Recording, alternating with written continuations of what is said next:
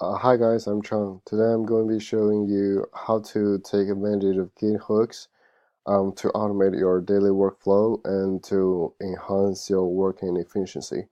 So basically, Git Hooks are the scripts that are run during the life cycle of Git manipulation.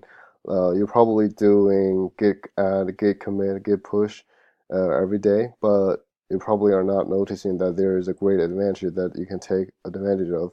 So you don't have to install anything else. It is a built-in feature in Git. So like there are a whole bunch of life cycles that you can attach your script to. So let's build a very simple one. Here I have a very simple Git repo on GitHub. So after cloning into the local environment, I have something like this. It has only a README file. So under the Git repo, you can see the .git folder. So opening it, you can see that there is a hooks folder. There are a whole bunch of sample scripts that are already in there, but they're not gonna be running because the .sample script are gonna be ignored.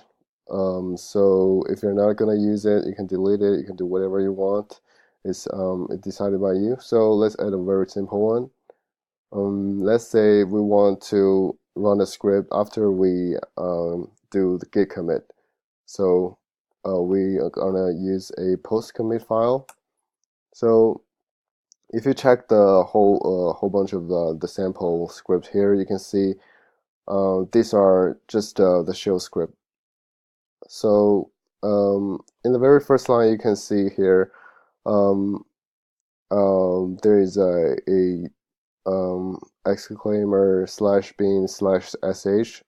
This is the line you want to add at very first of your shell script to tell the bash what is the interpreter that is gonna explain all of the shells. So we're gonna use the first line.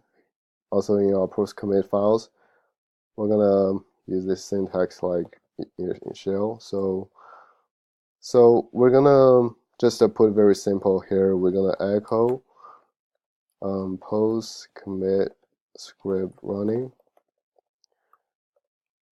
and we're gonna open a browser page. Say if you are using Windows, you can say start. You can use the start command to start a browser page. But here I'm using Mac OS, so I'm gonna use open.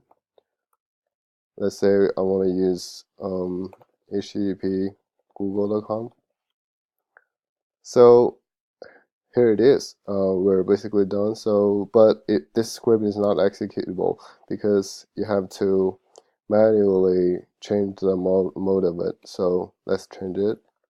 We use the change mode command.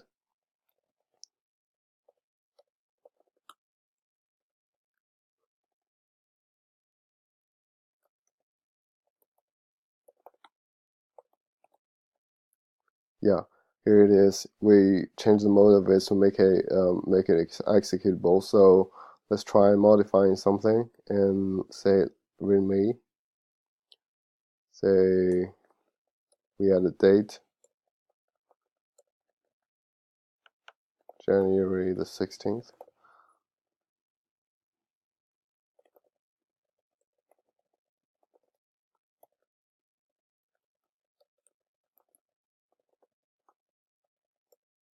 So as you can see here, you open the when you after you do the git commit, there your script is running here.